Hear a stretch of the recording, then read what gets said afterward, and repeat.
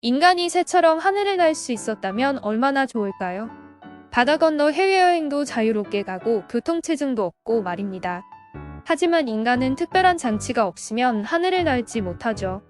요즘엔 비행기를 타고 전 세계 어디라도 누빌 수 있게 되었지만 물론 항공료가 좀 비싸서 돈이 많이 들지만요. 예전에는 아무리 금은보화가 많아도 하늘을 날 수 없었죠. 놀랍게도 인간이 하늘을 자유롭게 날기 시작한 건 불과 100년 남짓밖에 안 되었습니다. 게다가 비행의 역사는 전쟁과 함께 발달하면서 수많은 죽음 속에 발전되었죠. 이번 영상에서는 하늘을 날고자 하는 인간의 욕망에 대해 알아보겠습니다. 자, 그럼 시작하기 전에 구독과 좋아요, 알림 설정 꼭 부탁드리고요. 이제 출발! 1. 하늘을 날고 싶어 하던 사람들. 태초부터 인간은 하늘에 대해 동경과 두려움을 가지고 있었습니다. 하늘은 신만이 사는 신성한 곳이며 하늘을 나는 것은 신만의 특권이라고 생각했죠. 신이 사시는 하늘은 경배와 염원의 공간으로 인식되었지만 인간의 머리가 점점 커짐에 따라 혹은 인간이 점점 건방져짐에 따라 하늘은 동경과 이용의 공간으로 인식이 변화되었고 과학기술이 발전하면서 마침내 도전의 공간으로 바뀌게 되었습니다. 인간이 최초로 하늘에 띄운 것은 카이트 즉 연이었습니다. 우리도 명절 때나 바람 많이 불 때 넓은 들판에 나가서 띄우면서 노는 그 연 말입니다. 연은 새가 하늘을 나는 것과 근본적으로 다르지만 바람을 이용하여 물체가 하늘 높이 올라갈 수 있다는 것을 인간에게 알려줌으로써 비행의 기본적인 원리를 깨닫게 해주었죠. 중국 진나라 말기 항우와 유방의 대립을 그린 역사소설 서한연에는 하늘을 이용한 연에 대한 내용이 있습니다. 초나라 군과 한나라 군의 마지막 전쟁터에서 초나라 군사들이 한나라 군사들에게 둘러싸여 대항하고 있을 때 유방의 책사인 한신이 소가죽으로 만든 커다란 연을 띄우고 그 아래에 공수를 태워 공격하거나 필이 잘 부는 사람을 태워 초나라 음악을 연주하게 하였다는 내용이 나오는데요. 여기서 유래된 고사성어가 사면초가라고 하네요. 서한연에는 초안지의 원전인데요. 연에 탄 사람은 참 심장이 쫄깃쫄깃했겠습니다. 삼국사기 권사 11열전 김유신조에는 우리 역사에서 최초로 하늘을 이용한 기록이 있습니다. 647년 비담의 난이 일어났을 때 월성의 유성이 떨어져 여왕이 패할 징조라 여겨 민심이 흥흉했다는데요. 이때 김유신이 불을 붙인 허수아비를 연에 매달아 올려 어제 떨어진 별이 다시 하늘로 올라갔다는 소문을 내게 해서 병사들의 사기를 올렸다고 합니다. 김유신 장군은 참 아이디어가 좋은 분인 것 같아요. 하늘을 날아보겠다는 생각은 동서양 모두 15세기, 16세기를 지나면서 과학적인 분석을 통해 나타나기 시작했습니다. 임진왜란이 1592년이니까 그때쯤인 거네요. 서양에서는 15세기 르네상스 시대를 대표하는 천재 레오나르도 다빈치가 많은 새를 직접 해부하면서 날갯짓 운동의 구조를 파악했고 사람도 새처럼 날갯짓을 한다면 하늘을 날 수 있다고 생각했습니다. 새의 비상도와 해부도를 담은 논문인 새의 비행에 대하여는 1505년에 쓰여졌는데요. 날개를 움직여서 하늘을 비행하는 날개치기 비행장치인 오르니소터와 나사의 원리를 이용하여 수직으로 비행하는 헬리콥터 비행장치를 스케치로 남겼습니다. 그는 어떤 물체라도 공기를 잘 이용하면 공기가 그 물체에 주는 힘으로 날 수 있다. 이는 마치 새가 날개를 이용하여 하늘을 날고 배가 물 위를 떠가는 것과 똑같은 원리이다. 새는 수학적 법칙에 따라 작동하며 그 모든 운동을 인간 능력으로 구현할 수 있다라고 주장했어요. 다빈치의 주장은 지금의 상식으로 보자면 지상에서만 행동하는 인간의 힘과 체중에 대한 비율을 너무 과대평가했고 극히 복잡한 새의 날갯짓 운동을 너무 과소평가했지요. 하지만 비행 원리를 수학적으로 접근하였다는 측면에서 하늘을 날고자 하는 인간의 꿈을 실현하는데 획기적인 기초를 제공한 것은 분명하죠. 게다가 도면까지 그리다니 대단하다는 생각이 듭니다. 그의 연구는 비록 성공하지는 못했지만 새를 모방하는 데 그치지 않고 최초로 새의 비행 원리를 관찰해서 과학적으로 분석했다는 데에 큰 의미가 있었죠. 한편 16세기 조선에서는 임진왜란 당시 사방이 포위된 진주성의 소식을 외부로 전달하기 위해 정평구라는 사람이 하늘을 나는 수레, 즉 비거를 만들었다는 기록이 남아 있습니다. 조선 후기 실학자인 이류경의 오주연문장 전산고라는 책에 나온 비거 변증설에 정평구의 비거는 임진년의 진주성에서 사용되었고 2명 이상의 사람이 탈 수 있었으며 약 10m 높이로 12km까지 조종해 하늘을 나는 비행 장치이다. 라고 기록되어 있다고 합니다. 1923년에 발행된 조선어 문경위에도 기록이 남아있는데 하늘을 날았던 비행 장치가 있었던 것으로 추정되지만 설계도와 비행기 재원 등 구체적인 정보가 없어서 실제 모습은 알 수 없다고 하네요. 하지만 항공 관련 박물관들에 가면 비거의 모습을 추정 복원한 모습을 볼 수 있습니다. 이처럼 15세기, 16세기가 되면서 하늘을 날고 싶어한 인간의 꿈은 공상의 세계에서 기술의 세계로 진화하게 되었죠. 프랑스에서는 1775년 발행한 소박한 철학자 혹은 희귀한 사람이라는 항공과학 소설이 있는데요. 원제는 레 필로소프 센즈 피엘 텐션 우유 에롱르 레어입니다. 이 소설에는 유토피아를 찾아 수성에서 비행기계를 타고 지구에 온 외계인에 대한 이야기로 수성인이 타고 온 비행기계 장치의 그림이 묘사되어 있어서 당시 사람들의 하늘에 대한 인식을 엿볼 수 있어요. 드디어 하늘에 오르다. 사람들은 옛날부터 공기보다 더 가벼운 기체를 넣은 기구라면 하늘을 떠다닐 수 있다고 생각했습니다. 문제는 이러한 기체를 찾는 일이었는데 그 해답은 더운 공기였죠. 프랑스 용 근처에 있는 제지역자 집안의 형제인 조제프 미셸 몽골피에와 자크 에티엔 몽골피에 즉 몽골피에 형제는 어느 날 우연히 굴뚝에서 올라가는 연기를 보다가 기구를 실험하게 되었습니다.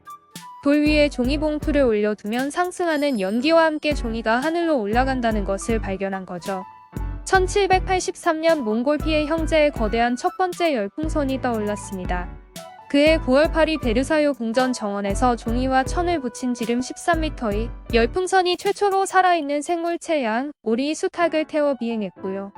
11월 8일 서쪽 블루뉴의 숲에서 부피 2만 세제곱미터, 무게 45kg의 거대한 열기구는 두 사람을 태우고 많은 군중이 지켜보는 가운데 하늘로 올라가는 데 성공했습니다. 높이 950m까지 올라간 이 열기구는 때마침 불어온 바람을 타고 약 25분 동안 8km를 비행했다고 해요. 이로써 몽골피해 형제는 최초로 유인 비행에 성공한 인물이 되었다네요. 그해 12월 뜨거운 공기보다 수소의 비중이 7배 더 가볍다는 것을 알아내 프랑스 과학원은 열기구에서 한 발 더 나아간 수소 기구를 개발했는데요. 자크 샤를과 니콜라스 루이스는 이 수소 기구를 타고 유인 비행에 성공했습니다. 인류 최초의 수소 풍선 유인 비행이었으며 열기구보다 더 오랫동안 자유롭게 날았어요. 그들은 공기의 압력과 온도를 측정하기 위해 압력계와 온도계를 가져갔는데 이는 지표면이 아닌 대기 중에서 실시한 최초의 기상 측정이라는 기록이 되기도 했지요. 1783년이면 우리나라도 정조 때 한창 과학이 발달하던 시기였네요. 그런데 이 기구라는 비행도구의 문제점은 방향 조절이 어려워서 바람이 부는 대로 아무데로나 떠돌아다닌다는 겁니다. 그래서 발명가들은 방향을 조정할 수 있는 기구를 고민하는데요. 1852년 프랑스 앙리 지파르는 방향을 조종할 수 있는 비행선을 만들었습니다. 그는 수소를 사용한 유선형 기구의 증기 엔진으로 프로펠러를 회전시켜 최초의 동력 비행에 성공했어요. 46년이 지난 1898년 9월 산토스 디몽은 기구와 내연기관을 결합한 최초의 현대적인 비행선 제작에 성공했고요. 1900년 7월 채펠린이라는 사람은 디몽의 비행선보다 6배나 큰 비행선을 개발했대요. 길이 128m, 지름 7m였다고 하네요. 초기 비행선은 대부분 두꺼운 천으로 만든 유선형의 가스 주머니에 수소를 채워 넣는 방식이기 때문에 모양이 쉽게 변하고 화재의 위험이 커서 대형화하는 데 한계가 있었어요. 채펠린의 비행선은 2단점을 보완해서 금속으로 선체 골격을 잡은 후 알루미늄 합금인 듀랄루민으로 유선형의 외관을 만들었기 때문에 선체를 크게 할 수 있었던 것이죠. 이후엔 바람의 압력에도 모양이 변하지 않았고 엔진을 많이 얹어도 견딜 만큼 튼튼해서 속도가 크게 향상되었습니다. 채펠린은 이 비행선을 활용하여 독일 비행선 여행 주식회사라는 최초의 비행선 운송사를 만들어 1910년 7월부터 1914년 제1차 세계대전 시작되기 전까지 여객용 전기 교통수단으로 운영했다는데요. 불과 4년 정도 운영한 거네요. 최초의 비행선 여행이 불과 100여 년 전인데 지금은 전 세계로 비행기가 날아다니는 세상이 되었다는 것 참 신기하죠. 한편 영국의 조지 케일리는 비행체에 작용하는 힘을 뜨는 힘과 앞으로 나가는 힘으로 분리해 생각한 최초의 사람인데요. 움직이지 않는 날개의 원리를 확립하는데 절대적인 공헌을 했습니다. 조지 케일리는 1809년에 저술한 그의 저서 공중비행에 대하여서 다음과 같이 적었어요. 새가 날개를 퍼덕이는 힘은 사람의 팔다리 힘보다 7배에서 8배까지 강하기 때문에 사람이 새를 흉내내서 날개를 퍼덕인다 해도 날 수는 없다. 또 새가 날개를 움직이는 것은 공중에 뜨기 위한 것뿐만 아니라 앞으로 나아가기 위한 것도 있다. 새의 날개 단면을 보면 활처럼 휘어 있는데 덕분에 양력을 받기에 좋으며, 새의 꼬리 날개는 공중에서도 안정성을 유지하는 데 도움이 된다. 고정된 날개를 일정한 속도로 전진시키면 날개에 양력이 발생해서 공기보다 더 무거운 비행 장치라도 뜨게 할 수 있다는 고정 날개식 항공기의 기본 원리를 생각해낸 것이죠. 그는 1799년 고정 날개 비행기계 형태를 디자인한 이후 1804년 수평 꼬리 날개와 수직 꼬리 날개가 있는 간단한 글라이더를 개발했고, 이후 최초로 고정익 비행기와 유사한 글라이더를 고안하며 추진력, 공기역학, 안정성과 제어, 구조 등 4가지 핵심 요소를 제시했습니다. 또한 1849년 세겹 고정날개 글라이더 올드플라이어의 소년을 태워 비행하는 데 성공하면서 그의 항공이론으로 날갯짓 비행장치가 아닌 첫 고정날개를 가진 비행장치가 개발되었죠. 요새 날아다니는 대부분의 비행기들은 다 고정익 날개니까 조지 케일리라는 사람의 공이 참 크네요. 고정날개의 선구자 조지 케일리의 항공이론에 영향을 받은 많은 연구자 중 가장 대표적인 사람이 독일인 오토 릴리엔탈이었습니다. 릴리엔탈은 체계적인 양력 이론을 바탕으로 날개를 만든 뒤 방향 유지를 위해 수직 꼬리 날개를 달았어요. 1891년에는 직접 개발한 꼬리 날개가 있는 단역 글라이더를 타고 350m를 활공해서 최초의 글라이더 유인 비행에 성공했어요. 그의 설계로 인해 최초로 안정적인 활공 비행을 반복하는 것이 가능해졌고, 오늘날의 행글라이더와 같이 몸을 움직여 무게 중심을 이동하는 방법으로 조종했다고 하네요. 릴리엔탈 최고의 공헌은 공기보다 더 무거운 비행기를 개발한 것인데요. 그는 시험 비행 중 언덕에서 거센 바람으로 뒤집혀 추락한 이후 작은 희생은 반드시 치러야 한다 라는 유언을 남기고 사망했다고 합니다. 사람 목숨보다 중요한 게 없는데 릴리엔탈은 참 대단한 분이셨던 것 같아요. 릴리엔탈은 1896년 비행사고로 사망하기까지 5년 동안 18종류의 글라이더 개발과 2000회의 실험 비행을 통해 날개의 양력, 통합의 중심, 기체의 안정성 등에 관한 귀중한 자료를 남겨 동력 비행기 개발의 기초를 닦았다고 하네요. 2부는 드디어 그 유명한 라이트 형제 이야기부터 시작하게 됩니다. 2부에서 뵙겠습니다. 드디어 날아오른 인간들. 항공의 역사 2부. 2부는 인류 역사상 처음으로 동력 비행기로 하늘을 날아오른 미국의 라이트 형제 이야기부터 시작합니다. 자, 그럼 시작하기 전에 구독과 좋아요, 알림 설정 꼭 부탁드리고요. 이제 출발! 3. 초기의 비행기. 조지 케일리의 양력이론에 오토 릴리엔탈 같은 모험가들의 도전이 더해지면서 엔진을 단 동력 비행은 점차 현실로 다가오고 있었습니다. 그 꿈을 현실로 만든 사람들은 미국인 라이트 형제였죠. 1903년 라이트 형제의 인류 최초 유인 동력 비행 성공은 조지 케일리의 비행 원리 발표 이후 약 100년 만의 쾌거이자 인류 역사상 대사건이었다. 제어를 할 수 있느냐 없느냐가 본질임을 간파한 라이트 형제는 비행기의 회전을 제어할 수 있도록 날개를 뒤틀어야 한다는 발상에 그들 자신의 발명품인 항공기가 뱅글뱅글 도는 것을 방지하도록 설계한 방향타 라더를 결합시켰어요. 라이트 형제는 3년 동안 세계 최초로 풍동 시험 즉 비행기 모형을 통해 기류 변화 등 공기역학을 파악하는 실험을 했고, 수백 종의 날개 모양 단면 실험, 동력 항공기 설계를 위한 양력과 항력 데이터 축적 등을 실시했어요. 또한 프로펠러 설계를 위한 과학적 지식이 전혀 없던 당시에 직접 가설을 세워 오늘날의 경비행기에 쓰이는 수준의 효율적인 프로펠러를 제작했습니다. 그래서 라이트 형제는 1903년 12월 17일 세계 최초로 안정적으로 제어 가능한 비행기를 내놓았고, 이 비행기는 미국을 항공기술 분야의 선두주자로 만들게 했어요. 하늘을 날아보겠다는 꿈으로 발명된 비행기는 첫 발명 후 10년 만에 전쟁의 소용돌이에 휘말리게 됩니다. 라이트 형제의 성공 이후 전 세계적으로 비행기 개발에 대한 연구가 활발해졌으며 더불어 경쟁도 치열해졌어요. 1906년 5월 22일 라이트 형제가 나는 기계뉴엔 유즈풀 임프루브먼트 오브 플라잉 머신즈라는 이름으로 특허를 인정받았고, 얼마 후 근소한 차이로 유인 동력 비행에 성공. 1908했던 같은 미국인 글렌 커티스를 특허 침해로 소송했다네요. 커티스도 맞소송으로 대응하게 되면서 비행기 개발 경쟁은 법적인 분쟁으로 번지게 되었습니다. 글렌 커티스는 라이트 형제가 날개 비틀기를 이용해 구현한 롤 기동 제어를 에일러론 보조 날개를 통해 모방했어요. 1908년 7월 4일 커티스가 AA 준버그에서 비행한 역사적인 1km 비행 후에 라이트 형제는 에일러론 장치를 이용하여 롤 기동 제어가 가능한 비행기를 비행하거나 판매하는 것을 경고했다고 합니다. 비행기 제작을 선도하던 미국이 특허 전쟁으로 주춤하는 사이 유럽에서는 군비 경쟁의 시작과 함께 더 빨리, 더 멀리, 더 높이 비행할 수 있는 비행기들이 개발되어 미국과 유럽의 차이는 조금씩 줄어들게 되었어요. 이러한 분위기 속에 1차 세계대전이 시작되기 직전까지 유럽과 미국 각지에서 각종 비행대회가 잇따라 열려서 속도, 고도, 거리에 대한 기록 경쟁이 치열하게 벌어졌다고 해요. 새들만 날아다니던 하늘에 인간이 만든 물체가 날아다니니 얼마나 능유기가 좋았겠어요.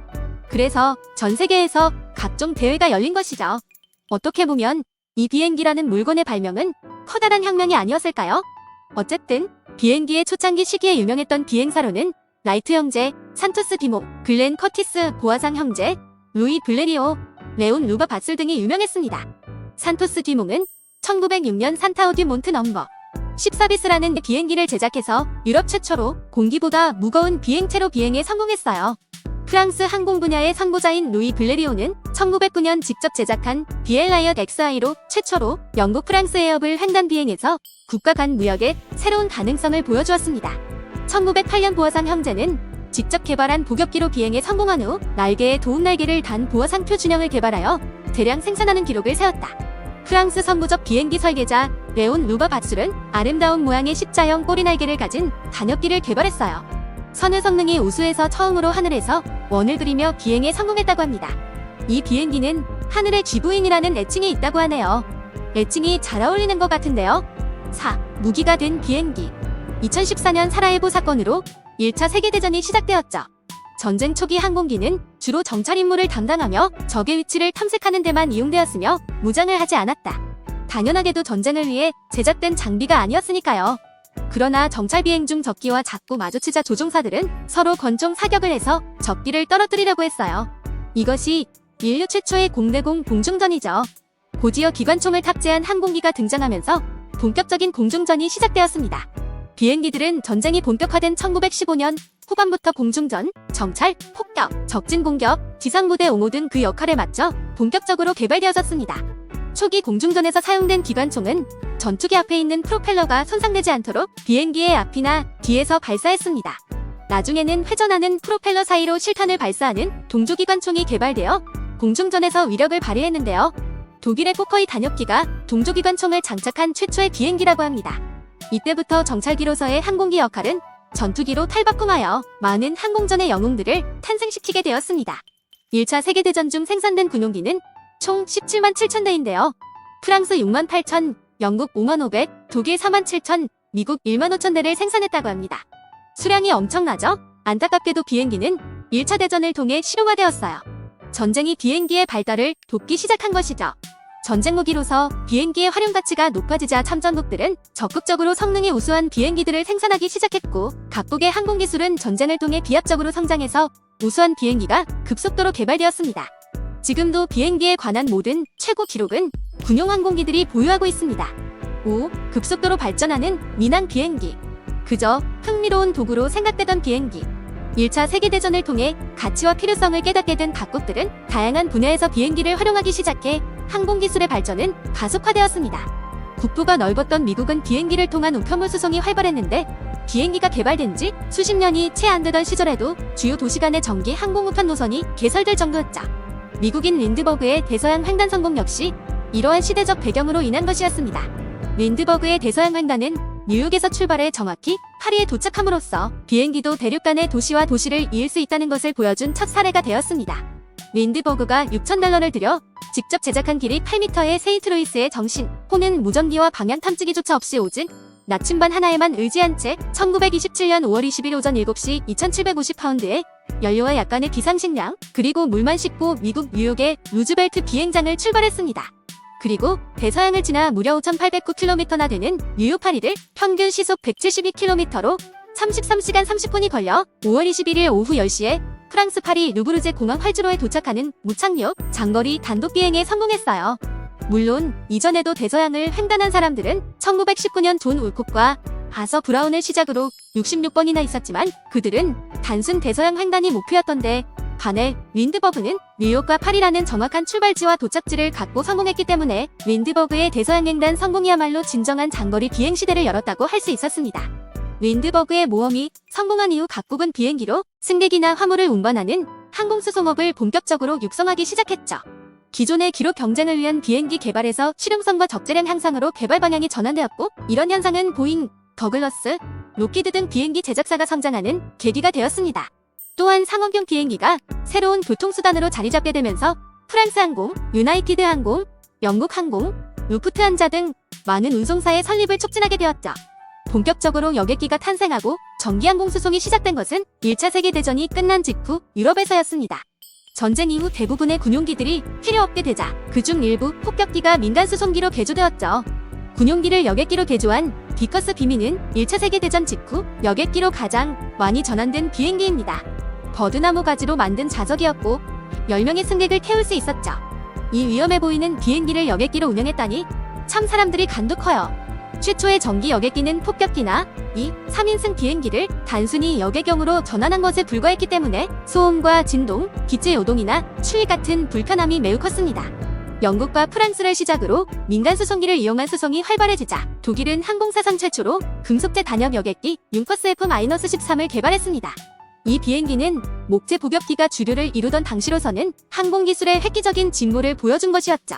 밀폐된 객실과 별도의 조종실을 갖췄고 뛰어난 내구성과 우수한 비행 성능으로 널리 사용되면서 유럽 전역에 항공수송 사업이 확산되는 계기를 만든 비행기가 융커스 F-13이라는 여객기 되시었습니다.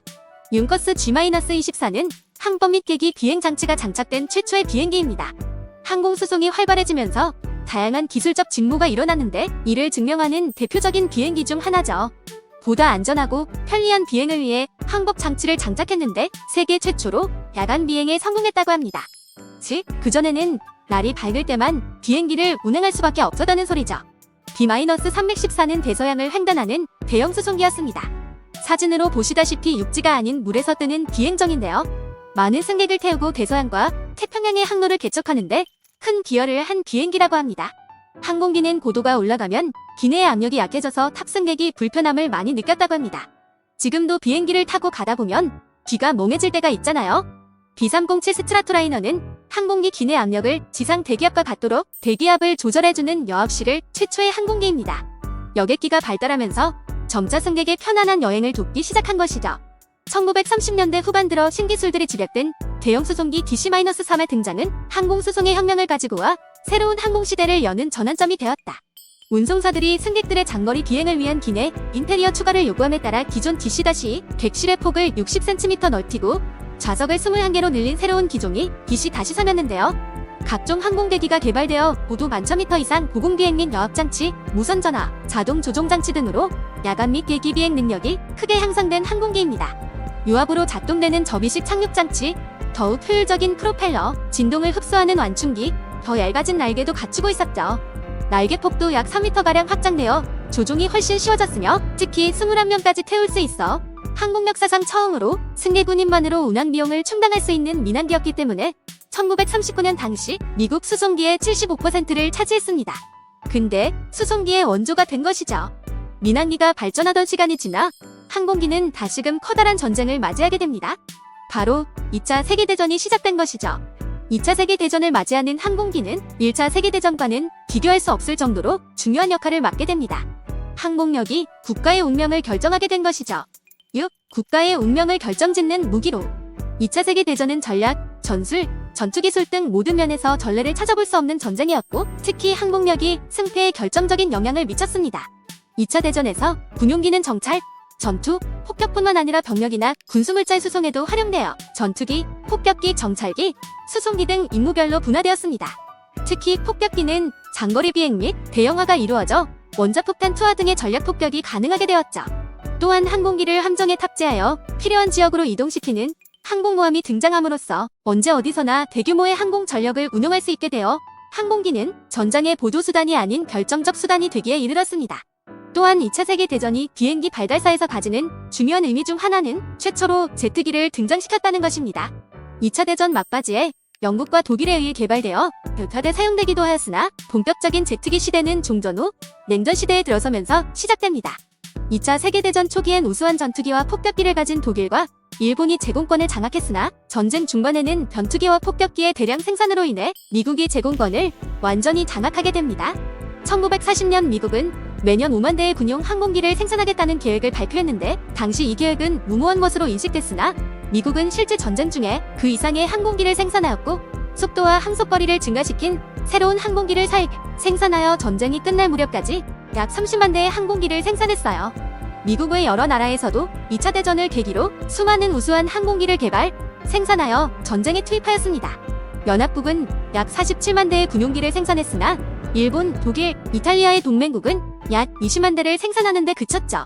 독일은 연합군의 노르망디 상륙과 전략 폭격기에 의한 대대적인 폭격으로 1945년 항복했으며 일본은 미 공군의 일본 본토에 대한 본격적인 전략 폭격과 D-29의 히로시마와 나가사키 원자폭탄 투하로 같은 해 무조건 항복했습니다. 독일과 일본 모두 제공권을 빼앗긴 대가를 패배로 치르게 된 것이죠. 2차 세계대전 중 생산된 전투기의 경우 모두 32만여 대였는데 1차 세계대전 시 최대 생산국이었던 프랑스가 불과 수천 대 생산하는 데 그친 반면 미국은 최대 생산국으로 급부상하게 됩니다. 항공기의 발달에서 2차 세계대전이 남긴 최대 공적은 제트 엔진의 개발 외에도 레이더의 발명과 비행기의 대형화가 있어요. 미국과 일본이 맞붙은 태평양의 제공권은 항공모함에 의해 좌우되었습니다. 전쟁 초기 진주만을 기습 공격하여 승기를 잡았던 일본이었지만 이후 벌어진 미드웨이 해전과 마리아나 해전에서 주력 항공모함 대부분을 잃어 제공권을 넘겨주게 되었죠.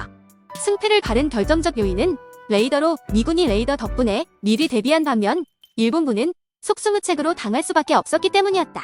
또한 2차 세계대전 중 전투기는 속도와 기동력을 향상하기 위해 단역, 단자, 단발의 소형화, 고속화를 중점으로 개발되었고 폭격기는 장거리 비행, 대형화하는 방향으로 개발되었습니다. 그렇게 탄생된 당대 최고의 대형 폭격기였던 D-29가 히로시마와 나가사키의 원자폭탄 투하함으로써 일본이 무조건 항복하게 되는 결정타가 되었죠. 영국본 토항공전에서 영국은 호커 허리케인과 스핏파이어 전투기와 레이더로 독일에 대항했습니다. 레이더를 통해 독일 폭격기의 움직임을 사전에 알 수 있었기 때문에 소수의 전투기로도 방어가 가능했던 것이죠. 또한 공격 시에는 레이더를 이용하여 야군 폭격기를 목표 상공으로 유도함으로써 야간이나 구름 낀 날씨에서도 정확한 폭격이 가능했습니다. 미국이 개발한 슈퍼포트리스는 2차 대전 최고의 전략 폭격기로 항속거리가 길어 사이판을 출발하여 일본 본토를 폭격한 후 다시 사이판으로 돌아올 수 있었다고 합니다. 또한 조종실에 여합장치를 한 최초의 폭격기로 1000m 이상 고공을 비행할 때 지상과 같은 기압을 유지할 수 있었어요. 제트 엔진은 1937년 4월 영국의 프랭크 휘틀이 발명합니다. 제트 엔진은 기존의 흡입압 축폭 발배기로 이어지는 4사이클의 리시프로 엔진과는 완전히 다른 방식의 엔진으로서 대기 중에 공기를 압축하여 연료와 함께 분사연소시킨 후 분출되는 힘의 반동에 의해 추진력을 얻는 방식이었습니다.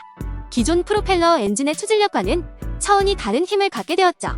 하지만 최초의 제트 비행기는 휘틀의 엔진이 아닙니다. 휘틀보다 늦은 1937년 9월 독일의 한스 폰 오하인이 개발한 제트 엔진이 먼저 T-178에 장착되어 1939년 비행에 성공하면서 최초의 제트 비행기라는 타이틀은 독일이 갖게 되었죠. 휘틀 엔진은 이보다 늦은 1941년 5월 글루스터일 28-39기에 장착되어 비행에 성공합니다. 미국은 1944년 1월에 F-80 슈팅스타를 각각 개발했어요. 1944년 실전에 투입된 세계 최초의 제트 전투기 Mi-262는 고도 9,000m까지 상승하는데 13분 걸렸고 최대 시속 870km로 비행하여 시속 740km인 연합군의 고속 프로펠러 전투기를 무색하게 만들었습니다. 암튼 당시엔 독일의 기술력은 참 넘사벽이었어요. 자, 2부는 여기서 마치고요. 3부는 세계 최초의 제트 전투기들의 전쟁터가 된 한국 전쟁부터 시작하겠습니다. 채널 고정. 세계 최초로 제트 전투기들의 전쟁터가 된 한국. 항공의 역사 3부. 3부는 세계 최초로 제트 전투기들의 전쟁터가 된 한국 전쟁 이야기부터 시작합니다. 그럼 시작하기 전에 구독과 좋아요, 알림 설정 꼭 부탁드리고요. 이제 출발. 7. 최초의 제트기 공중전이 벌어진 한국 전쟁. 2차 세계대전을 거치며 초창기의 비행기와 비교도 할 수 없을 정도로 급속도로 발전한 항공기는 1950년대 전후 프로펠러 항공기의 전성시대가 막을 내리게 됩니다. 한국전쟁을 통해 본격적인 제트기의 시대가 시작되었고 이후 냉전이 지속되면서 항공 군사력의 우위를 점하기 위한 동서진영의 경쟁은 항공과학과 기술을 또다시 엄청나게 발전시키게 되었어요. 그러나 군사적 목적만을 위한 경쟁이었기에 철저한 보안과 비밀 속에서 진행될 수밖에 없었습니다. 2차 대전 중 등장한 제트기로 인해 종전 후에도 각국은 제트 전투기 개발을 서둘렀으며 제트기를 중심으로 한 항공기술 경쟁이 시작되었어요. 미국은 지속적으로 비행기 분야의 연구개발을 추진하여 F-86 세이버를 개발함으로써 Z시대를 선도하였고, 이 전투기는 1950년 한국전에 참전하여 소련의 전투기 미그-15와 격돌 세계 최초 제트기 간의 공중전을 벌이게 되었습니다. 한국 전쟁은 Z 전투기들이 격돌한 첫 전쟁이었어요. 전쟁이 진행되는 동안 한반도 상공 대부분은 미 공군이 완전히 장악했지만 중국과 소련의 국경인 압록강과 두만강 상공에서는 첨예한 대립이 있었습니다. 소련이 자랑하는 당시로서는 최신의 제트기 미그-15가 한반도 상공에 출현했기 때문이죠. 이에 대응하기 위해 미군의 세이버가 투입되면서 본격적인 대규모 제트기 공중전이 벌어지게 되었습니다. 여러 번의 교전에서 미그-15는 27대가 격추된 반면 세이버는 단 4대만 격추되면서 세이버의 성능이 더 우수하다는 것이 증명되기도 했어요. 지금도 자유진영의 항공기가 공산진영의 항공기에 비해 교환비 전투에서 양측의 병력이 얼마만큼의 비율로 교환되었는가, 즉 적군의 사상자 수를 아군의 사상자 수로 나눈 수치가 압도적으로 높지요. 아무래도 소련, 중국을 중심으로 한 공산진영의 제품들이 자유진영에 비해 품질이 떨어지고 훈련 시간도 부족하기 때문이겠죠? 다시 본론으로 돌아가서 1953년 4월부터는 세이버가 유엔군의 주력 제트기로 자리매김하게 되었고, 휴전 시까지 제트기 공중전에서 미그-15는 77대, 세이버는 14대 격추되었어요. 교환비가 5일 정도 넘겠네요. 이후 세이버는 본격적인 Z시대를 열었던 전투기이자 전투기 발전 사상 최고의 전투기 중 하나로 평가받고 있어요. 8. 군용기가 민간기 발전의 밑거름이 되다. 군사력 증강을 목적으로 했던 동서진영의 경쟁적인 항공기술의 발전은 세계대전을 거치며 점차 첨단화, 정밀화, 세밀화되었고, 그에 따른 전문 인력의 양성도 기하급수적으로 늘어나게 되었어요.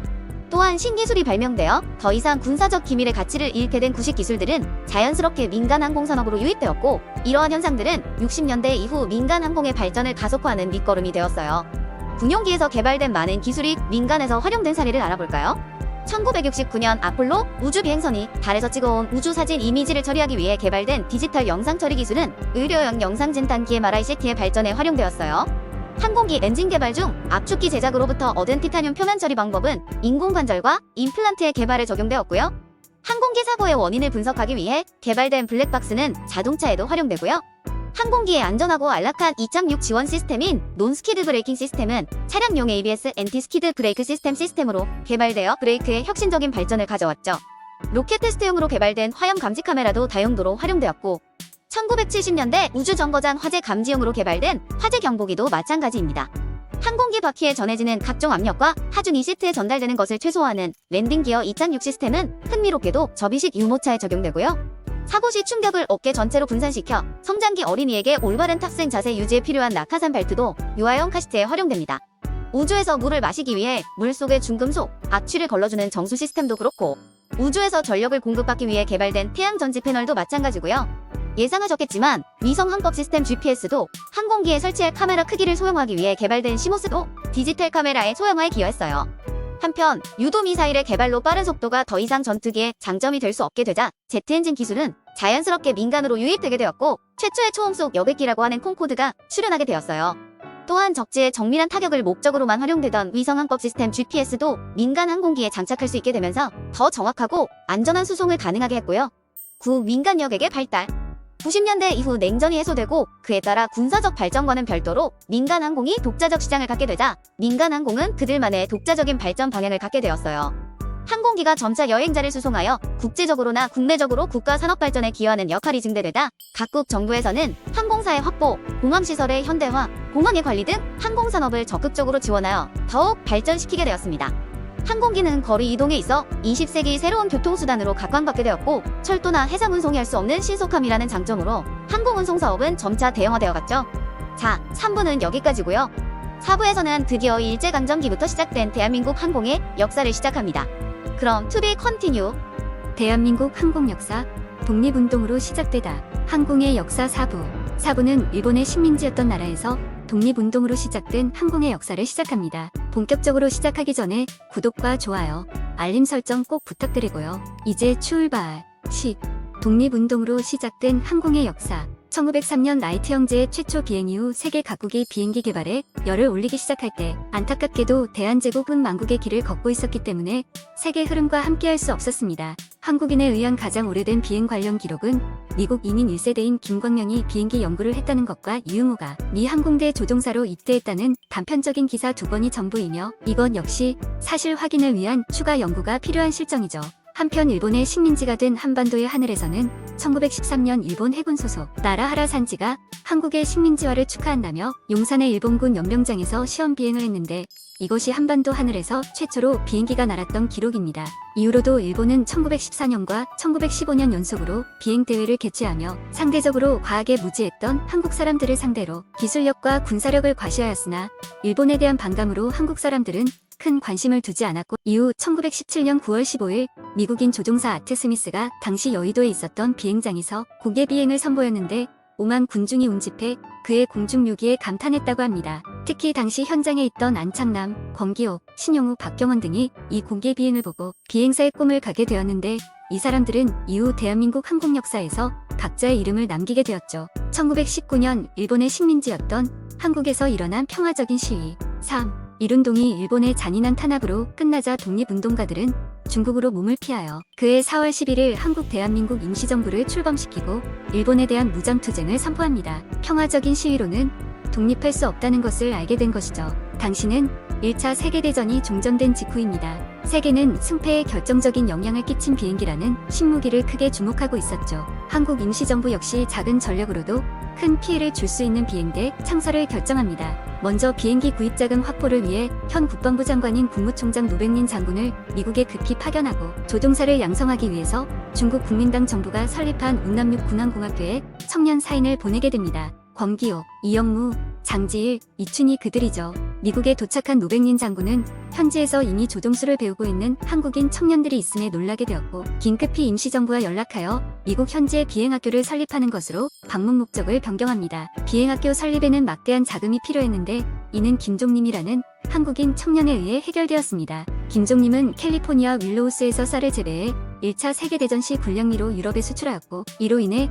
큰 부자가 되어 라이스킹이라 불렸는데 그가 비행학교 설립에 필요한 모든 자금을 후원해 주었습니다. 그래서 1920년 2월 한국 최초의 비행학교인 대한민국 임시정부 한인비행학교 코리안 에비에이션 코어가 설립되었죠. 한편 중국에 있는 운남육 군항공학교에 입학했던 사인의 청년들은 조종사 자격을 취득하고 임시정부로 복귀하였으나 일본의 방해로 서고 열강들이 임시정부에 비행기를 판매하지 않자 중국 국민당군의 비행대에 들어가 일본과의 전쟁에 참전하였습니다. 이들 중 권기옥은 우리나라 최초의 여성 비행사로 이름을 남겼으며 이영무는 해방 후 대한민국 공군 창군의 주역이 되었죠. 이처럼 대한민국 임시정부는 급박하게 창설되었음에도 세계 정세를 꿰뚫어보고 일본에 대항하기 위한 효과적인 방법으로 항공력 양성을 추진하면서 한국의 항공 역사는 항공 독립운동으로 시작할 수 있었습니다. 10일 한국의 첫 비행학교 1920년 1월 15일 대한인국민회를 방문한 노백린 국무총장은 레드우드 비행학교에서 비행수를 배우고 있던 청년 혈성 단원들을 만났습니다. 2월 5일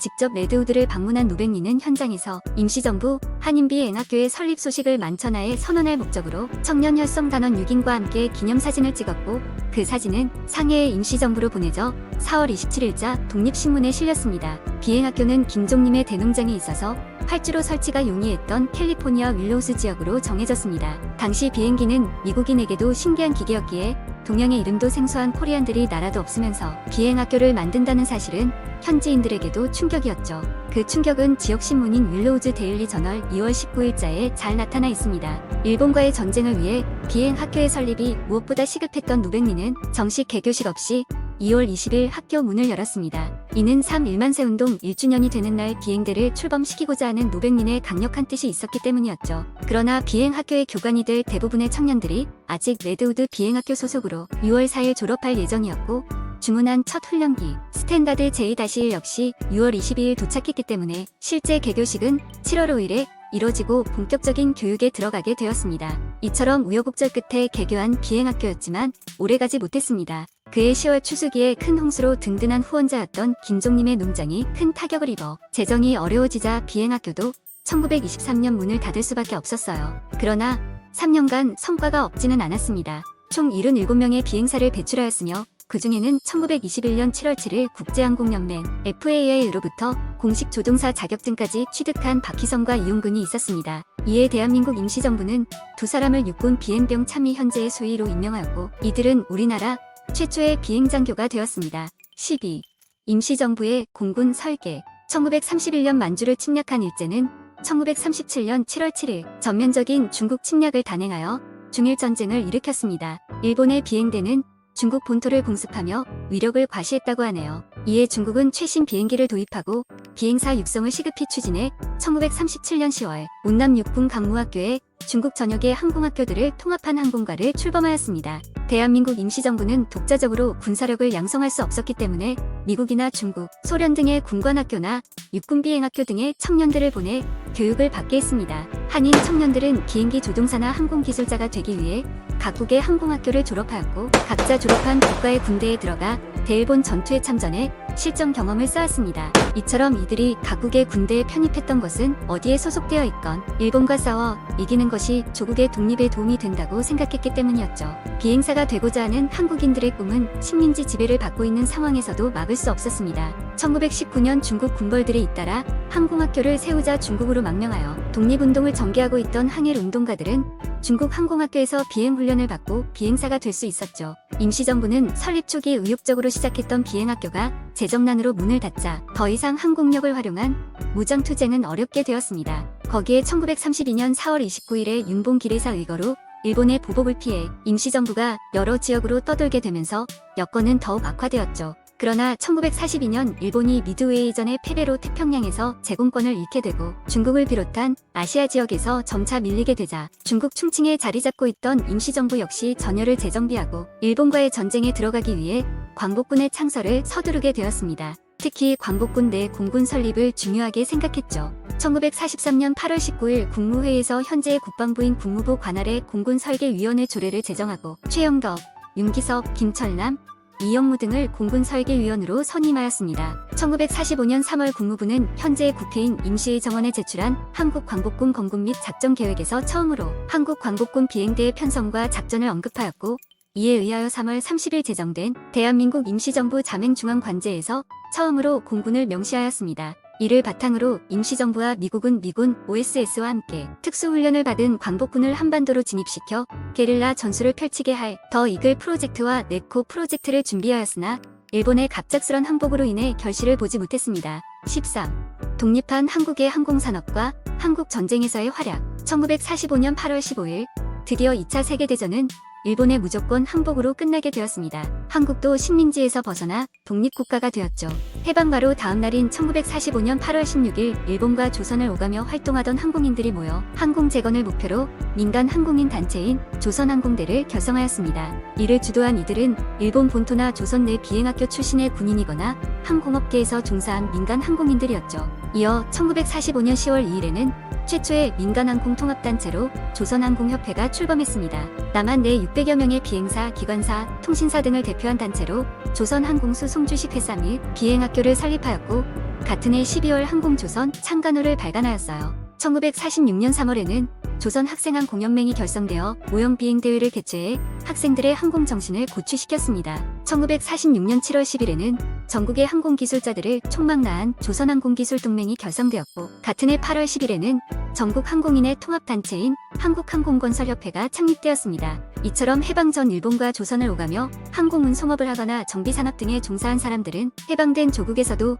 일본인들의 빈자리를 채워 관련 산업을 지속해가기를 원했습니다. 한편 한국의 독립 이후 바로 미군정이 시작되자 한국인들은 어떠한 공적인 조직도 가질 수 없게 되었습니다. 그래서 공군 창군을 목표로 하던 항공인들은 한국항공건설협회라는 사설단체를 조직해 미군정과 대화하였고 노력 끝에 1948년 3월 조선경비대 경항공기부대 창설을 승인받았습니다. 미군정은 승인 조건으로 창설을 주도하던 최영덕, 장덕창, 이영무, 박범직, 김정열, 이근석, 김영환 등 7명에게 미국식 신병교육을 다시 받도록 요구했는데 광복군 참모처장까지 지냈던 독립투사 최영덕에게 이등병 계급장을 달고 신병훈련을 받으라는 것은 엄청난 굴욕이었죠. 그러나 공군 창군을 위해 의연하게 받아들여 신병교육을 마침으로써 공군 창군의 발판이 되었던 조선경비대 경항공기부대가 설립될 수 있도록 했습니다. 1948년 11월 30일 공군이 별도 편제로 독립할 수 있는 법령인 국군조직법 제23조가 마련되었고 1949년 10월 1일 드디어 대한민국 공군이 창군되었습니다. 임시정부 한인비행학교를 그 뿌리로 두고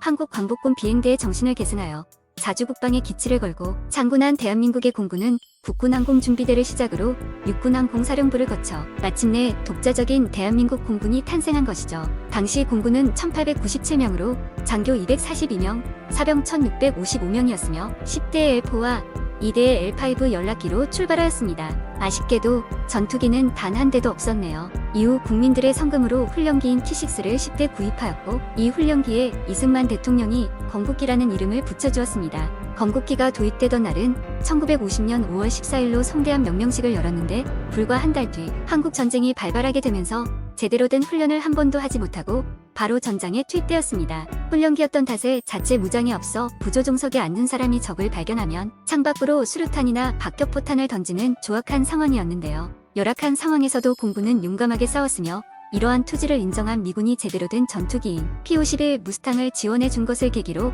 본격적인 영공 수호에 나서게 되었습니다. 한국 전쟁에서 한국 공군은 어떤 활약을 했을까요? 5부에서 다시 말씀드리도록 하겠습니다. 커밍순.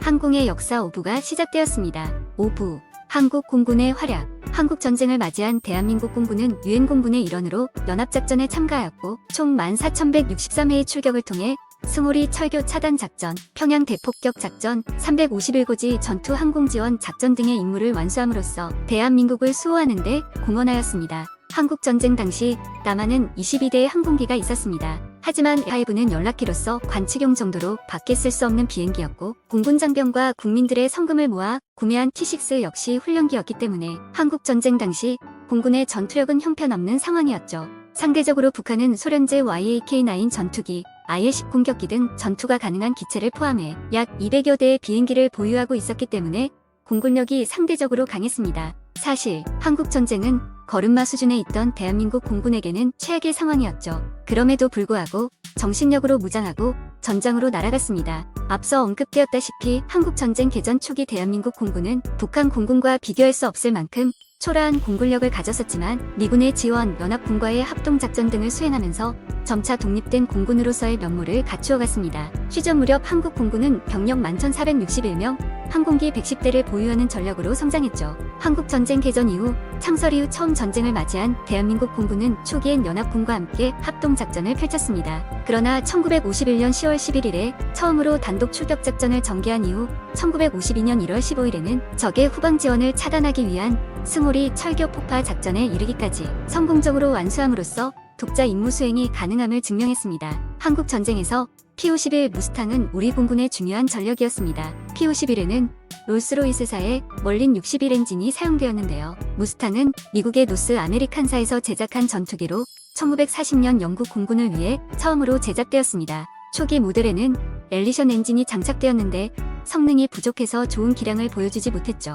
이에 엔진을 멀린 61로 교체하였고 이후 야생마라는 별칭에 걸맞게 뛰어난 성능으로 역사상 최고의 프로펠러 전투기 중 하나로 꼽히게 되었습니다. 공군은 한국전쟁 휴전 후인 1955년 6월 20일 제트 전투기인 F-86 세이버 5대를 도입하였고 1965년에는 초음속 전투기인 F-5 프리덤 파이터를 도입하는 등 전력 강화에 집중하였습니다. 공군의 현대화는 냉전 체제 속에 더욱더 성장하게 되었는데 1968년 북한 무장공비에 청와대 기습 사건 등으로 한반도의 긴장이 고조되자 1969년에 아시아 최초로 F4 팬텀 전투기를 도입하기에 이르렀죠. 또한 공군은 전력 향상에 필요한 조종사, 정비사 등 인력을 체계적으로 양성하기 위해 각종 학교와 전투비행단을 신설하고 확장했으며 1982년 9월에는 KF-5 제공호를 조립 생산함으로써 자주 국방 강화를 위한 국산 초음속 전투기 시대를 열었습니다. 14. 1950, 60년대 공군의 발전이 민간 항공 발전의 밑거름으로 독립 이후 열악한 환경과 한국전쟁이라는 시련 속에서도 명맥을 이어왔던 우리나라 민간항공은 한국전쟁을 통해 양성된 수많은 항공인력들이 전후 민간항공 분야에 진출하여 재계의 발판을 마련했고 베트남전을 기회로 삼아 항공수송 능력이 증대되었으며 뒤이어 찾아온 7, 80년대 경제성장에 맞춰 항공운송 수요가 늘어나면서 민간항공은 점차 발전하였습니다. 독립 직후 어수선한 전국에서도 대한민국이 민간항공 사업을 바로 시작할 수 있었던 것은 일제강점기 조선총독부의 통제 아래에서 조선인들이 운영하던 다수의 민간항공사가 있었기 때문이었습니다. 일제강점기 민간항공 산업의 특징은 주로 일본에서 조종사 면허를 취득한 조선인에 의해 조선총독부의 사업을 배정받아 운영되었다는 것으로 이들은 항로 개척, 어군 탐색, 우편 배송, 유람비에 전단 살포 등의 사업으로 명맥을 유지했습니다. 또한 비행사 양성을 위한 비행학교를 설립하거나 비행기를 제작 및 정비하기 위한 회사를 설립하기도 하였죠. 특히 항공운송 사업은 일본항공이 일본, 조선, 중국을 연결하는 장단거리 노선을 독점한 가운데 신용욱의 조선항공 사업 사만이 경성, 광주 1위 간 정기 노선과 금강산 유람 비행, 경성 상공 일주 비행, 경성 인천 왕복 비행 등의 운송 사업을 실시했습니다. 1200m의 대한민국이 일본으로부터 독립한 이후 미군정은 45년 8월 24일에 내려진 연합군 총사령부 지시 슈프림 코맨더 오브 엘라이드 파워 인스트럭션 노트 제301호를 통해 38선 이남 전체의 항공활동을 금지시켰습니다. 이 문서의 주요 내용은 일본 내의 모든 군사항공, 민간항공, 개인항공 등을 전면 금지한다는 것이었는데 일본 본토뿐만 아니라 한반도에도 똑같이 적용되었죠. 이로 인해 일제강점기에 사용되던 모든 비행기가 폐기되었고 김포공항은 미군의 전용으로만 사용되었습니다. 1년이 지난 1946년 2월 신용욱이 제항공사를 허가받음으로써 민간항공에 싹이 틔워졌고 1200m의 대한민국 정부 수립 이후인 8년 10월 대한국민항공사로 변경한 후 서울 부산 간의 첫 노선을 운항함으로써 본격적인 민간항공이 시작되었습니다. 1949년 6월 29일에는 미국 노스웨스트 항공사의 서울 도쿄 시애틀 노선이 취항했으며 한국 전쟁 중에도 서울 도쿄 타이페이 노선이 신설되었고 1954년 7월에는 서울 타이페이 홍콩 노선이 취항하는 등 국제 노선도 하나 둘씩 늘어갔습니다. 특히 KAA는 서울 부산 간 정기 노선을 10월 30일 최초로 운항하였는데 1981년 정부는 이날을 기념하여 항공의 날로 제정하였죠. 한국 전쟁이 발발하자 보유 항공기를 모두 전쟁 물자로 징발당했던 대한국민항공사는 휴전 후 민간 항공을 재개했고 1950년대 후반까지 꾸준히 성장했습니다. 그러나 1957년 7월에 부산공항 불시착사고, 1958년 2월에 항공기 납북사고 등이 겹치면서 결국 재정난으로 파산하고 1961년 사장이었던 신용욱이 사망함으로써 어려운 시기를 헤쳐오던 최초의 민간항공사는 문을 닫게 되었죠. KANA의 파산으로 국제선을 운영할 민간항공사가 없어지자 정부는 100% 국가 예산으로 1962년 6월 19일 국영 대한항공공사를 설립하여 민간항공을 담당하게 했습니다. 대한항공공사는 국제항공협약을 통해 국제 노선을 확장하고자 했어요. 1963년에는 일본 항공잘과 한일 상무협정을 맺어 서울 오사카 노선을 신설하고 1967년에는 한중항 공협정 및 한영항 공협정을 맺어 서울 타이페이 홍콩 노선에 재취항했습니다. 이후 베트남, 말레이시아, 태국, 필리핀 등과도 협정을 맺음으로써 동남아 노선도 대폭 늘어났죠. 또한 최신 기종의 도입도 추진하였는데 네덜란드 파커사의 항공기 F-27, 미국 유니버셜 항공사의 FC-27 등을 도입하였고 국내 최초 제트 여객기인 메릴러스의 DC-9도 도입하였습니다. 대한항공공사는 초기에는 의욕적으로 출범하였으나 노후 항공기의 잦은 결항, 경영진의 방만한 경영으로 대한항공공사는 1969년 2월 주대한항공으로 넘어가게 되었어요. 당시 대한항공의 보유 비행기는 총 8대로 아시아에 존재하던 11개 항공사 중 꼴찌에 해당하는 초라한 규모였죠. 한편 1960년에는 사업가 조중훈이 한국항공 AK를 설립하였습니다. 61년부터 정기 운항을 실시하였으나 승객의 감소로 1962년 2월 한진 관광 주식회사에 인항 사업을 양도했어요. 비슷한 시기에 장덕창이라는 사람도 고려항공을 설립했지만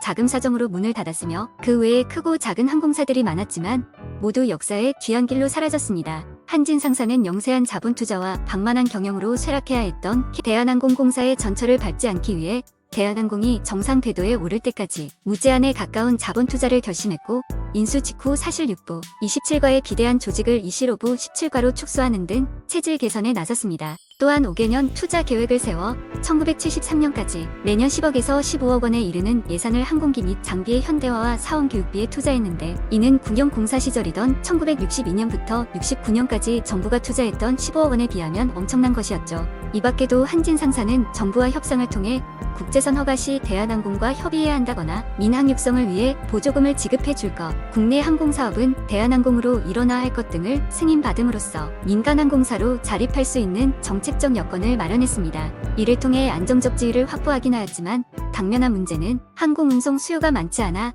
당장의 흑자 운영은 유원하다는 것이 현실이었죠. 그러나 경영 합리화 작업과 국내에서의 안정적인 지위 확보는 향후 대한항공이 세계적인 항공사로 도약할 수 있는 기반이 되었습니다. 15. 1970년대 이후 경제 발전의 선봉장이 된 대한민국 항공산업. 걸음마 수준이었던 대한민국 항공운송산업은 1969년 민영 대한항공의 출범 이후 불과 몇십 년 만에 세계적인 수준으로 성장하였습니다. 참 놀라운 일이죠. 1960년대 후반부터 경제 성장과 더불어 해외 파견, 수출량의 증가로 여객 및 화물 수요가 늘어나기 시작하고 1970년대부터는 대형 항공기를 도입하면서 공항 시설과 공항 관리, 운영 체계를 국제 수준으로 확충 개선하였습니다. 1980년대에는 올림픽 등의 국제 행사 개최, 해외여행, 자율화 정책, 제2민 간항공사인 아시아나의 출범 등으로 항공 수요가 급증하였어요. 이로 인해 국내 국제공항의 시설 확장과 최첨단 시스템 도입의 필요성을 절감한 정부는 오랜 준비 끝에 2001년에 이르러 영종도의 인천국제공항을 개항하였습니다. 대형 항공기 시대 1970년대부터 국제적으로 항공운송이 가파른 증가 추세를 보이고 국내 역시 산업화의 영향으로 수출 물량이 증가하면서 신속한 물류 수송을 위한 대형 항공기의 도입이 시급해졌습니다. 이에 대한항공은 1973년 대형 항공기인 보잉 747을 도입했죠. 보잉 747은 기존의 가장 대형기였던 보잉 707에 비해 5배가 넘는 승객과 화물을 동시에 처리했으므로 여객 탑승, 화물 탑재, 지상 조업, 객실 서비스, 기내식 등 관련 업무들의 완전한 변화가 요구되었습니다. 아울러 새로 도입된 최신식 비행 장비에 걸맞은 지상 조업 장비와 시설 교체의 확충이 필수적이었죠. 비행기가 대형화되면 공항을 비롯한 관련 시설도 모두 대형화되어야 그 비행기를 써먹을 수 있으니까요. 시설 개선 부문에서 가장 시급한 것은 활주로였습니다. 보잉 747은 이착륙을 위해 3,200m의 활주로가 필요했지만 당시 김포공항의 활주로는 겨우 2,468m밖에 되지 않아 미국 연방항공청인 FAA에서 제정한 국제 기준에 미달이었어요.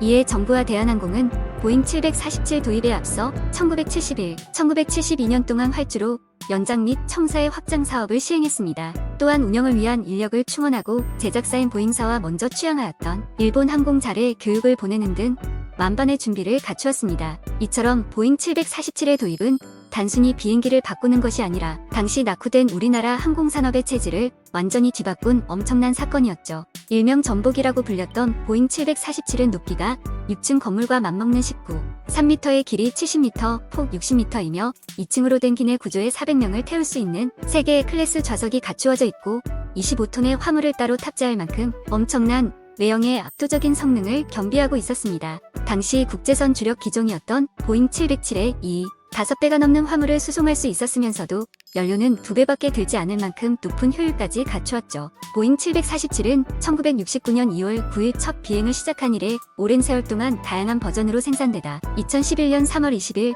최종 버전인 보잉 747 8I로 단종되었습니다. 현재는 화물기 버전만 생산되고 있어요.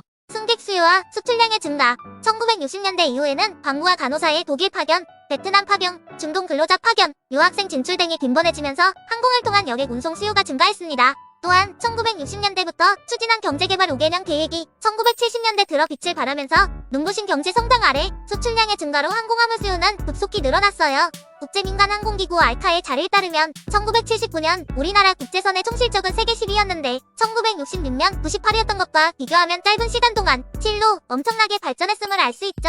이처럼 우리나라 산업이 성장하면서 항공운송산업은 덩달아 발전하게 되었고 항공운송산업이 성장할수록 수출 여건 또한 더 좋아지게 되어 대한민국 경제와 항공운송산업은 함께 성장하고 발전하게 되었습니다. 공항 운영의 전문화 1970년대 들어 전 세계적으로 전부 여객기와 초음속 여객기의 활발한 보급으로 항공운송은 명실공히 독자적인 교통수단으로 자리잡게 되었고 따라서 그 수요 역시 점차 증가하게 되었습니다. 이에 각국은 공항 확장이나 대규모 신공항 건설 등을 서두르게 되었고 각종 시설의 신속한 유지 보수와 개량, 증설 등을 위한 투자와 다양한 기능을 능숙하게 다룰 수 있는 전문 인력의 확보도 공항 운영의 전문화가 요구되었죠. 우리나라에서도 이런 세계적인 추세야 보잉 747의 도입을 계기로 공항 운영의 전문화를 위해 1980년 7월 1일 한국공항공사 KAC의 전신인 국제공항관리공단을 발족하였습니다. 5부는 여기까지고요. 6부에서는 1970년대 이후 대한민국의 항공산업이 한강의 기적과 함께 기하학적으로 발전하는 과정을 담았습니다. 놓치지 마세요. 항공의 역사 6부가 시작되었습니다. 6부는 항공의 역사의 마지막 편이기도 한데요. 나중에 시간이 흐르고 우리의 항공 역사가 더 쓰여지면 7부로 다시 찾아뵙겠습니다. 그럼 지금 시작합니다. 우리의 항공산업 어떻게 발전했나? 국제선 여객수 국제선 이용객은 항공 수요의 증가와 노선 확장에 따른 공급력의 증대로 1969년 60만 7천 명에서 1973년 127만 8천 명으로 2배 이상 증가했습니다. 그러나 1973년 석유 파동이 일어나자 항공 승객 수요도 감소하여 1974년 99만 1천 명에서 1976년 78만 6천 명으로 소폭 줄어들었죠. 1977년 석유 파동이 진정되자 다시 109만 2천 명으로 늘어나며 증가 추세로 전환되었습니다. 요즘엔 명절 등 연휴 때마다 공항이 터질 듯하게 사람이 많죠. 국제선 화물량. 국제선 화물 수송량은 1969년 1045톤에서 1971년 1370톤으로 소폭 증가하였으나 1972년에 79톤으로 다시 줄어들었습니다. 이후 보잉 747의 도입과 그에 따른 노선의 확장으로 공급력이 증대되어 석유 파동에도 불구하고 1973년 1196톤, 1974년 2155톤 등으로 성장하여 1978년에는 4277톤에 이르게 되었죠. 88 서울 올림픽과 해외여행 자유화, 1980년대 국제 행사의 유치와 경제 성장에 따른 국민 생활 수준의 향상은 항공산업 성장에 큰 영향을 주었습니다. 86년 아시안게임과 88년 서울 올림픽, 1987년 민주화 운동의 영향으로 사회 전반에 경직된 분위기가 완화되면서 외국인들의 국내 방문이 급격히 늘어났습니다. 아울러 국내에서는 경제 성장에 따른 해외여행 분위기가 고조되었죠. 이런 시대적 흐름과 국민의 요구에 호응해 정부는 1989년 해외여행 전면 자유화 정책을 실시하였고, 이에 국내로 국한되었던 신혼여행, 수학여행, 친목여행 등이 해외여행 코스로 개발되면서 항공 여객 수송 요인은 대폭 늘어났습니다. 특히 해외여행 자유화 정책을 가장 반겼던 계층은 대학생과 같은 젊은 세대들로서 방학을 이용해 해외 연수와 배낭여행을 떠나는 사례가 급증했어요. 지금은 누구나 자유롭게 세계를 오갈 수 있지만 예전에는 북한처럼 그렇지 않았다는 사실 놀랍죠? 이러한 결과로 1989년 최초로 출국자 수가 100만 명을 넘어서게 되었습니다. 이 시기에 해외여행은 자유화되었지만 대립하고 있던 남북관계로 인해 출국 전 딱딱한 방공 교육은 반드시 받아야 했다고 합니다. 여권 신청자는 한국관광공사 산하기관에서 일정 시간 소양 교육을 받은 후에야 여권을 발급받을 수 있었고요. 이 정책들은 늘어나는 해외여행객의 수요에 밀려 1992년 폐지되었고 신원 조회 절차도 대폭 간소화되었습니다. 이후 국내 항공운송산업은 급격한 성장을 이루었죠. 항공산업의 성장과 제2민간항공사의 등장, 1980년대 후반에 들어서면서 우리나라 항공산업은 두 가지 문제에 직면하게 되었습니다. 하나는 외국 항공사의 국내 시장 잠식이었으며 다른 하나는 증가하는 국내외 항공 여객 수요에 비해 안정적인 공급을 못하고 있다는 점이었죠. 결국 외국인의 방문과 내국인의 여행이 증가하면서 외국 항공사가 공격적인 마케팅으로 국내 시장을 잠식해갔습니다. 시장 상황을 보면 1969년 설립된 대한항공은 정부의 지원하에 1980년대 중반까지 매년 국내 항공운송 시장의 60% 이상을 차지하고 있었으나 1980년대 후반에 들어서면서 그 이하로 떨어지기 시작했습니다. 이에 정부는 이 문제를 해결하기 위한 방법으로 제2민간항공사의 출범을 계획했죠. 이는 국적항공사로 시장을 지키면서 늘어나는 수요에도 대응하고 신자유주의 무역을 주장하는 선진국들의 항공시장 개방 압력에 발빠르게 대처하기 위함이었습니다. 정부가 제2민간항공사의 설립을 결정하자 버스 요객 사업으로 운송에 대한 실적이 있던 금호그룹이 호응하여 1988년 2월 17일 서울항공을 설립함으로써 제2민간항공사 시대를 열었습니다. 서울항공이 그해 8월 아시아나항공으로 사무를 변경한 후 12월 23일 서울 부산, 서울 광주 노선을 취항하고 1990년 1월에는 서울 도쿄의 국제선까지 취항함으로써 우리나라는 본격적인 복수항공 체제를 갖추게 되었습니다. 항공운송과 항공노선의 증가, 1990년대 들어서면서 우리나라 항공수송 실적은 여객과 화물을 합친 종합순위에서 세계 10위권 내로 진입하기 시작하였고 2000년에는 여객 549억 2600만 킬로미터를 수송하여 세계 8위, 화물 76억 3천만 톤킬로미터를 수송하여 세계 3위를 차지하였죠. 대한민국, 세계가 주목하는 항공 강국이 되다. 1980년대 들어서면서 항공 수요가 폭발적으로 증가하게 되자 정부는 새로운 국제공항의 건설을 발빠르게 추진하였습니다. 영종도 신공항 건설 계획에 따라 1992년 11월부터 매립 공사가 시작되었고 장장 8년 5개월의 대역사 끝에 2001년 3월 29일 인천국제공항이 개항하였습니다. 인천국제공항은 세계공항서비스평가 에스크에서 12년 연속 2005, 2016 1위를 차지하였으며 2014년에 출입국 인원 4억 명을 돌파한 후 2018년 기준 여객 운송량 세계 5위, 화물 운송량 세계 3위에 오르는 등 세계 정상급 공항으로서의 위치를 확보히 하고 있습니다. 이와 같은 항공 수요의 증가에 발맞추어 국적 항공사로 대한항공과 아시아나항공의 복수 경쟁 체제가 구축되었고 2005년에는 제주항공이 최초의 저비용 항공사로 출범한 이후 2019년 기준 12개의 국적 항공사를 보유하게 되었습니다. 항공기 제조 산업에서도 급진적인 발전을 이룩해왔어요. 1982년 부품을 들여와 조립, 생산하였던 KF5 제공호를 시작으로 1998년 순수 국산 기술로 KT-1 운비 개발, 2002년 국내 최초의 선미기 반디오 개발, 2012년 최초의 국산 헬리콥터 쿠스리온 개발, 2013년 세계적 수준의 4인승 민간 항공기 K-10 나라온 등을 개발하였습니다. 특히 2005년 개발된 초음속 제트기 T-50 골든이글은 우리나라를 세계 12번째 초음속 제트기 개발국이자 세계 6번째 초음속기 수출국이 되게 하였는데요. T-50의 개량형인 FA-50 경공격기는 지속적으로 발전하면서 수출 효자 상품이 되었죠. 항공 강국으로의 도약, 인천국제공항 개항, 1989년 해외여행 자유화 이후 항공 여객과 화물 수요가 급증하여 김포국제공항의 확장은 불가피했어요. 하지만 김포국제공항은 인근 주민들의 소음 피해 민원으로 24시간 동안 운용하기 어려웠고 도심과 가까워 천문학적인 확장 비용이 필요했죠. 김포공항이 만들어지기 전에는 여의도에 비행장이 있었는데 여의도가 개발되면서 외곽으로 이전한 곳이 김포공항이 있거든요. 그런데 그 사이에 대한민국과 서울이 엄청나게 발전하면서 김포공항 주변 지역 역시 발전해서 더 이상 확장은 어려운 상황이 된 것이죠. 이 정도면 대한민국의 발전 속도는 정말 넘사벽인 것 같아요. 몇십 년 동안 상상하기 어려운 엄청난 발전을 했으니 말입니다. 다시 돌아가서 이에 정부는 김포국제공항의 확장이 아닌 신공항 건설로 방향을 전환하였고 인천의 바닷가에 새로운 공항을 건설하기로 계획했어요. 1990년 6월 위치를 영종도 일대로 확정하고 1992년부터 약 2년 동안 영종도와 용유도 사이 간섭지를 매립하는 지방 개량 공사를 진행했어요. 1996년부터는 여객터미널을 필두로 활주로 공사, 항공보안시설, 교통센터 등 시설물 건립 공사가 시작되었죠. 2000년 6월경 공항 운영에 필요한 주요 기본시설이 완성된 후 종합시운전을 거쳐 인천국제공항이 2001년 3월 29일 개항하게 되었는데요. 이 순간은 세계 최고 수준의 동북아 허브 공항이 탄생하는 순간이기도 하죠. 인천국제공항의 건설에는 101개월 동안 연인원 1,400만 명, 5조 6천억 원의 비용과 253만 대의 건설 장비, 15톤 트럭 1,800만 대 분량의 매립 토양이 투입되었다고 합니다. 세계적인 수준의 항공기제 조산업, 해방 이후 우리 손으로 항공기를 제조하겠다는 열망은 공군에서부터 시작되었습니다. 1951년 해군기술장교 조경현 중위가 육상 항공기를 수상용으로 개조한 해치호를 시작으로 1953년 공군기술장교 이원복 소령이 개발한 부하로 등 미약 하나마 항공기 제조의 명맥이 이어졌습니다. 우리나라에서 항공기 제조 산업이 본격적으로 시작된 계기는 1982년에 기아 조립 생산이었죠. 이 사업은 미국이 개발한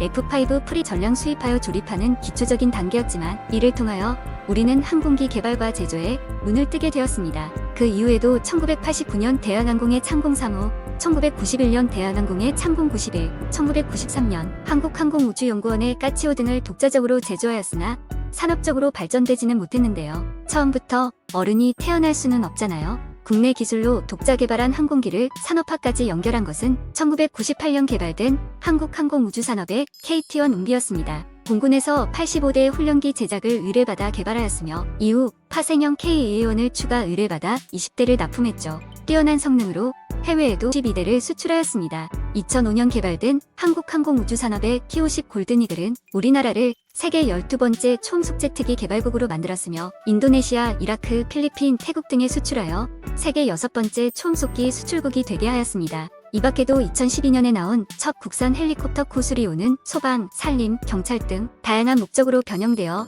국내 헬리콥터 시장의 국산화를 이끌고 있으며 자체 기술로 개발되고 있는 고성능 전투기 F-21은 우리의 항공기제 조산업 수준을 세계 정상으로 올려놓았습니다. KF-21은 대한민국에서 최초로 자체 생산한 5세대 전투기로 처음 만든 기체라고는 상상할 수 없을 정도로 엄청난 성능을 자랑하는데요. 현재에는 시험 비행 중이지만 멀지 않은 미래의 대한민국과 세계의 하늘을 지킬 최신의 전투기로 사랑받을 수 있을 듯합니다. 세계를 누비는 대한민국의 날개 12개 국적항공사 1962년까지 운영된 대한국민항공사 KAA 국영 대한항공공사 칼과 민영 대한항공에 이르기까지 우리나라의 민간항공 사업은 항공 수요의 한계로 인해 어쩔 수 없이 독점적으로 운영되고 있었습니다. 1988년 아시아나항공이 출범하면서 복수 대형 항공사 FSC 풀서비스 캐리어가 되어 경쟁체제로 항공운송 산업을 이끌었죠. 2000년대 들어 2002년 월드컵과 이어진 한류의 열기로 한국을 찾는 외국인 관광객이 증가하였고 내국인에게도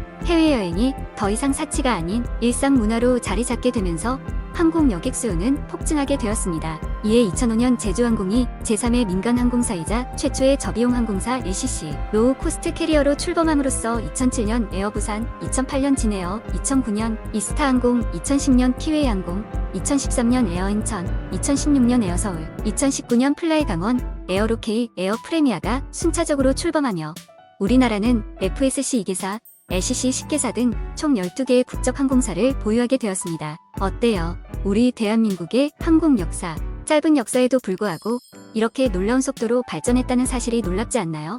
한강의 기적으로 불리는 대한민국 경제 성장의 속도와 맞춰서 항공의 역사도 엄청난 속도로 발전한 것을 알 수 있는데요. 대한민국 항공의 미래가 더욱 기대되는 건 발전 속도가 빨라지는 것을 넘어서서 이제는 세계 정상급의 항공 기술 수준을 보유하게 되었다는 점이죠. 대한민국은 이미 최첨단 항공 기술의 결정체라고 불리는 전투기 KF-21을 개발하여 시험 운영 중이며 세계 최고의 반도체 기술을 보유하고 있어서 이제는 미국을 비롯한 다른 국가들에서 큰 라이벌로 의식하고 있는 상황입니다. 2022년에 벌어진 러시아의 우크라이나 침공으로 국가적 위기가 고조되면서 저렴하면서도 튼튼하고 첨단 기술로 무장한 대한민국의 무기들이 전 세계에서 러브콜을 받고 있는데요. 항공 무기도 포함되어 있지요. 현재 전 세계에서의 방위산업 국가를 목표로 발전하고 있는 대한민국은 머지않아 전 세계 최정상급의 방위산업 수출국이 될 것으로 예상되고 있습니다. 예전에 한국 전쟁에서 한몫 챙겨서 다시 일어난 일본처럼 말입니다. 이런 결과는 대한민국과 조선민주주의인민공화국이